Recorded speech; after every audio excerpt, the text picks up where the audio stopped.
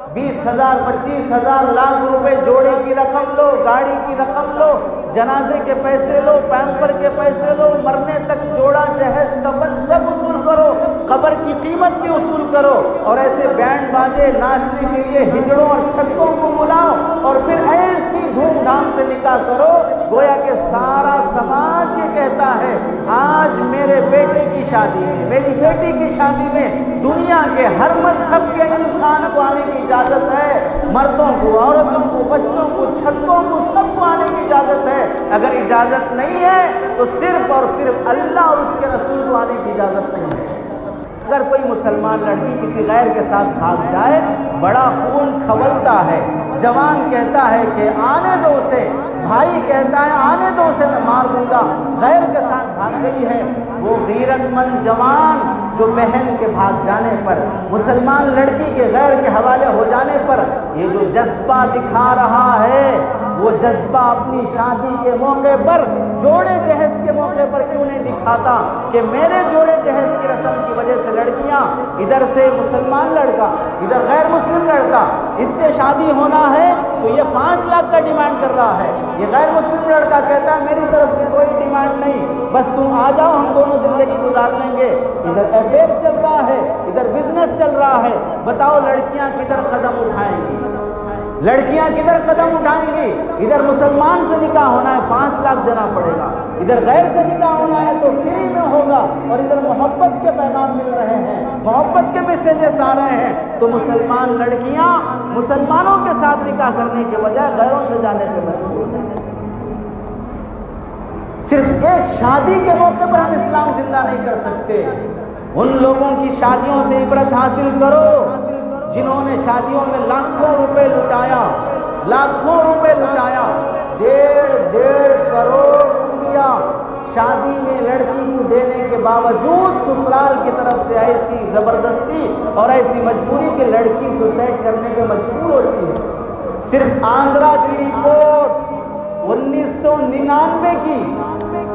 21-22 سال پہلے کی رپورٹ، 1999 کی صرف آندھرا کی رپورٹ، سال میں 550 لڑکیاں جہیز کے مطالبے پر سوسائڈ کرتی ہیں۔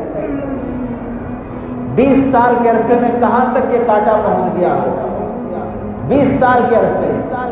شریعت میں تمہیں مرد بنایا گیا ہے، شریعت میں تمہیں مرد بنایا گیا ہے، مرد کی ذمہ داری گھر کا سامان، شادی ہونے سے پہلے 25 سال تک تو جوان کہاں سو رہا تھا؟ دھوڑ میں سو رہا تھا، سڑک پہ سو رہا تھا،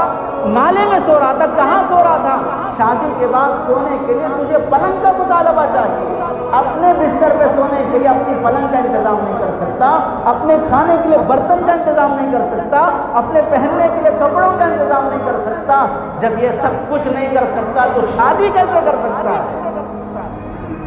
یہ شادی ہو رہی ہے، بھکاریوں کو خیرات دی جا رہی ہے، یہ شادی ہو رہی ہے، غریبوں کو سونے کے لیے بستر کا انتظام کیا جا رہا ہے۔ اس لیے شادیوں کے موقع پر اللہ کی خاطر اپنے بچوں اور بچیوں کے نکاح میں سادگی کا فیصلہ کرو، اس کے بعد دیکھو اللہ تعالیٰ۔ حضرت عبد القادر جیلانی رحمت اللہ علیہ ایسے ہی پیدا نہیں ہوئے، ان کے ماں باپ کی نیکی تھی جیسے جنم اولیاء لیتے ہیں، نظام الدین اولیاء ایسے ہی جنم نہیں لیے، ان کے ماں باپ کی سادگی تھی جس کی وجہ سے ولی جنم لیتے ہیں۔ ادھر دشمن چاروں طرف سے مسلمانوں پر حملہ کرنے کے لیے نئے نئے قانون بنا رہا ہو، موب لنچنگ چل رہی ہو، 3 طلاق کا مسئلہ ہو رہا ہو، مسلم پر حملہ ہو رہا ہو، بابری مسجد جا رہی ہو، گاؤں کشی کے نام پر مارا جا رہا ہو، ادھر چاروں طرف سے حملے، اور ادھر مسلمان ہے کہ ایک گناہ سے توبہ کرنا نہیں چاہتا ہے،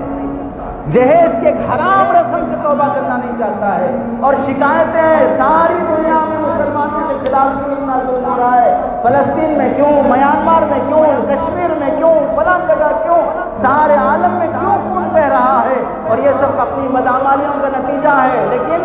میری بدعمالی نہیں، دوسرے مسلمانوں کی بدعمالی، میں تو پوتر ہوں، میں زمزم کا دھلا ہوا ہوں، میں دودھ کا دھلا ہوا ہوں، میرے گناہ کا دخل نہیں ہے، یہ سوچ کے جی رہا مسلمان، ایک گناہ سے توبہ کرنا نہیں چاہتا ہے، رات کے اندھیرے میں ایک آنسو کا خطرہ بہانا نہیں چاہتا ہے، اللہ کے سامنے ایک حرام ایک رسم سے توبہ نہیں کر پاتا۔ لاک ڈاؤن کے زمانے میں اتنی موت تم نے آنکھوں سے دیکھ لی، کندھا دینے کے لیے، جنازہ اٹھانے کے لیے تمہارے رشتہ دار بھی آگے نہیں آ رہے تھے، تمہاری جنازہ نمازہ بھی پڑھے بغیر تمہیں دفن کر دیا جاتا تھا، پھر بھی سبق حاصل نہیں ہوا،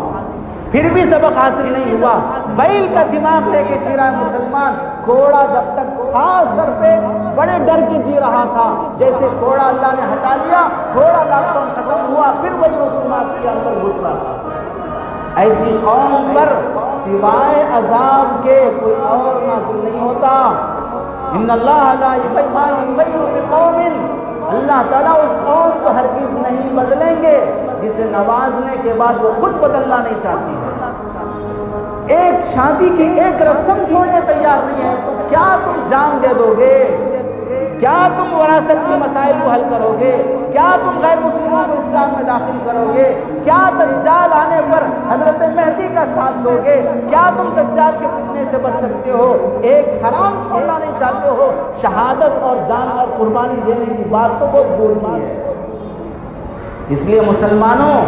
دنیا میں اسلام جو بدنام ہو رہا ہے ہماری بدعمالیوں کی وجہ سے، ہمارے رسومات کی وجہ سے، خدا را اللہ کے نبی اور حضرت فاطمہ، حضرت علی اور حضرت حمزہ یہ قیامت کے میدان میں تم سے پوچھ لیں کہ جس دین کی خاطر یہ جانیں گنوائی گئی، جس سادگی سے اللہ کے نبی اور اہل بیت کا نکاح ہوا، وہ سادگی تمہیں دکھائی نہیں دی؟ وہ سادگی تمہیں دکھائی نہیں دی؟ جس غوث کا دامن تھامنے کے تم نعرے لگاتے ہو، اس غوث کی زندگی میں تمہیں سادگی نہیں دکھائی دیتی؟ جس پیر صاحب کے اور جس حضرت جی کے دامن تم تھامنے کے دعوے کرتے ہو، اس حضرت جی اور اس پیر کی زندگی میں تمہیں سادگی والا، سنت والا نکاح دکھائی نہیں دیتا؟ ہزاروں کا مجمع، لاکھوں کے پیسے خرچ کر کے لوٹاتے ہو، کون سی دین کو زندہ کرنا چاہتے ہو؟ اس واسطے نکاح کے رسومات سے توبہ کر لو، پھر دیکھو بچیوں کی زندگی میں کیسی خوشیاں آتی ہیں۔